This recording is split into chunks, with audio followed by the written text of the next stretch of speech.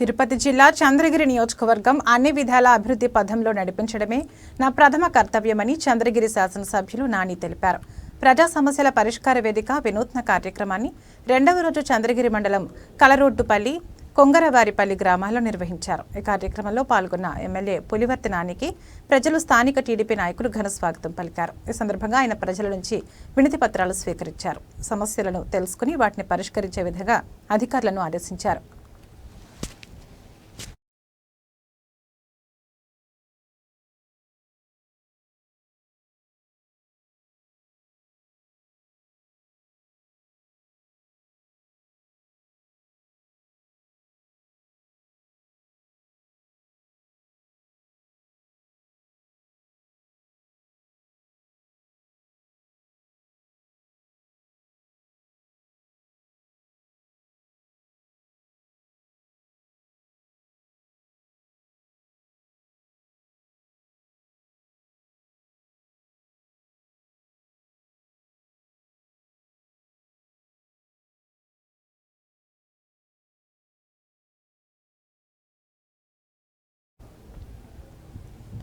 అనంతరం ఏర్పాటు చేసిన సమావేశంలో ఎమ్మెల్యే పులివర్తి నాని మాట్లాడుతూ, కూటమి ప్రభుత్వం మాటల ప్రభుత్వం కాదని, పనిచేసే ప్రభుత్వం అని చెప్పారు.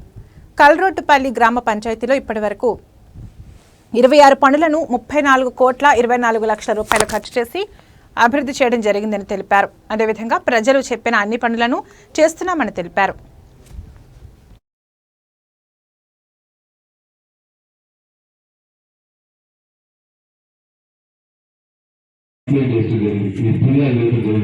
ఆ ఫిర్యాదులో 16 మందికి సర్వే నెంబర్ లేకుండా ఆ అడిషనల్స్ ల్యాండ్ అక్విజిషన్ డబ్బులు రావాలని 16 మందికి ఇచ్చారు. దాన్ని కూడా పెండింగ్ ఉంది. ఇంకా అదేవిధంగా 8 మందికి కోర్టులో ఉంది. అంటే ఏదో విధంగా కోర్టులో ఉంది. ఏముంది కోర్టులో అనేది కూడా ఎంఆర్ఓ గారికి నేను చెప్పాను. 44 మంది టీచర్స్ కూడా ఇవ్వన్నా అది కూడా నాకు 2-3 రోజులు ఇస్తారు. దాన్ని కూడా మీకు మెన్షన్ చేసి పంపిస్తారట. అదేవిధంగా 8 మందికి ప్రాపర్ డాక్యుమెంట్స్ అంటే మనకు మీరు ఇచ్చినారు డాక్యుమెంట్స్, అంటే ల్యాండ్కి సంబంధించిన కాగితాలు ఇచ్చారు. మాకు రికన్స్ట్రక్షన్ చేయమనో లేదా ల్యాండ్ మా పట్ట ఎక్కించమనో ఇట్లా దాంట్లో 8 మంది సంబంధించినటువంటి చిన్న చిన్న ప్రాపర్ లేకుండా ఉంది. అది కూడా ప్రాపర్లో జరుగుతున్నాను 8 మంది. ఆ పేర్లు కూడా మీకు ఎంఆర్ఓ సచివాలయ సిబ్బందికి ఇస్తారు. వాళ్ళు కూడా మీరు కరెక్షన్ చేసుకోవచ్చు. అదేవిధంగా 5 మంది అప్లై అయింది. మనం ఇచ్చిన దాంట్లో 5 మంది పేర్లు పెట్టారు. అదేవిధంగా రస్తాపరం బోర్డులో రస్తాపరం బోర్డు విషయాలు అర్జీ ఇచ్చినారు. అది 5 మంది. ఆ రస్తాపరం బోర్డు అనేది కాదు. అదేవిధంగా ఇప్పుడు షిఫ్టింగ్ హౌసింగ్ సైకిల్ కావాలన్నారు. హౌస్ సైకిల్ కూడా మీకు అలర్ట్ చేస్తాను కూడా మీకు తెలియజేసుకుంటున్నా. అదేవిధంగా మనం ఎంత ప్రతిష్టాత్మక తీసుకున్నటువంటి అన్నదాత సుఖీభవ మీకు తెలుసు.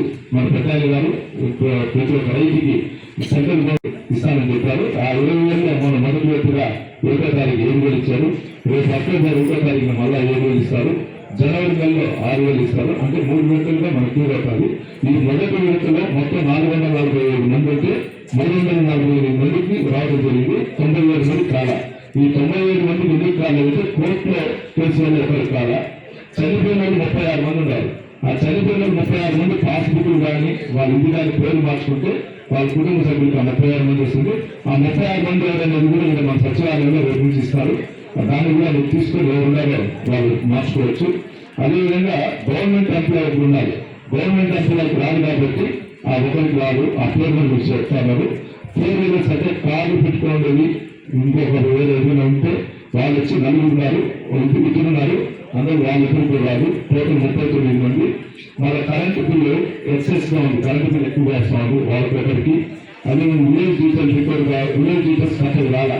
వాళ్ళు వచ్చి 15 మంది ఉన్నారు. ఈ 15 మంది విలేజ్ డీటెయిల్స్ ఇస్తే కంపల్సరీ అయిపోతుంది. దీంతో పాటు మన ల్యాండ్ అక్విజిషన్ సొసైటీ గారు ఈ ల్యాండ్ ఇదే సార్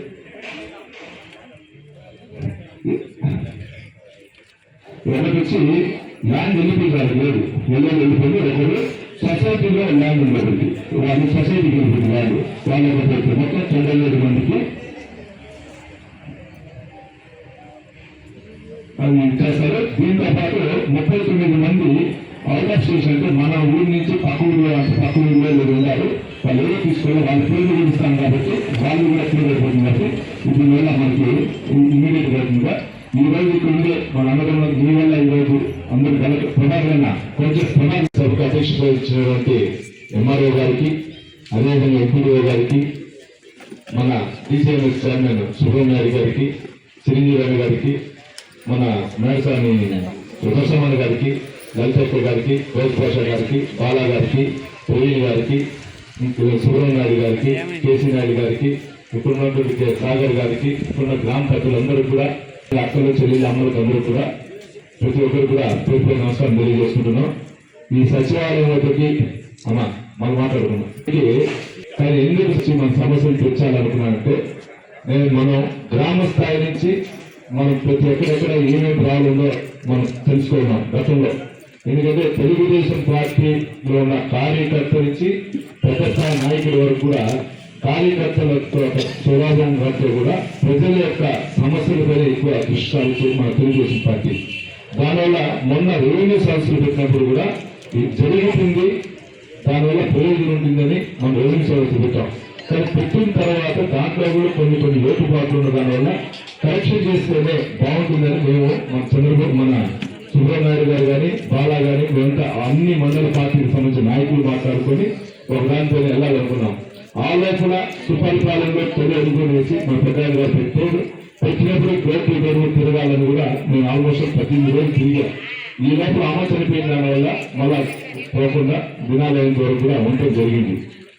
కానీ మళ్ళా కోర్టు తిరగాలన్నప్పుడు ఏమవుతుందంటే, మన హిందూ సంప్రదాయ ప్రకారం కొందరు 3 నెలలు తిరుగుతున్నారు, కొందరు 11 నెలలు తిరుగుతున్నారు. అంటే కోర్టు మంచిది కాదు, మీకైతే వాళ్ళ ఇళ్ళ పోతే వాళ్ళు మంచిది కాదు, వాళ్ళ ఇళ్ళ పెళ్లి జరగచ్చు, ఇంకోటి జరగచ్చు అన్నారు. కాబట్టి ఆ ఉద్దేశంతో కనీసం 3 నెలల తిరగకుండా ఉందాం కాశీకి వచ్చే ఉద్దేశంతో నిలుపడం జరిగింది. దానిలో భాగంగా ప్రజల సమస్యలు తెలుసుకోవాలని ఏ విధంగా అనుకుంటే, మన లీడర్లందరూ మాట్లాడితే సచివాలయం దగ్గరికి వెళ్తే సచివాలయం ద్వారా అక్కడ ఉన్నటువంటి గ్రామాలకు సంబంధించిన వాళ్ళందరూ కూడా రమ్మని, అక్కడ ఏదైతే సమస్యలు ఉన్నాయో ఆ సమస్యల పైన మనం అడిగితే 100% తీర్చినామంటేనా మనం బాగా సక్సెస్ అవుతుందని చెప్పారు.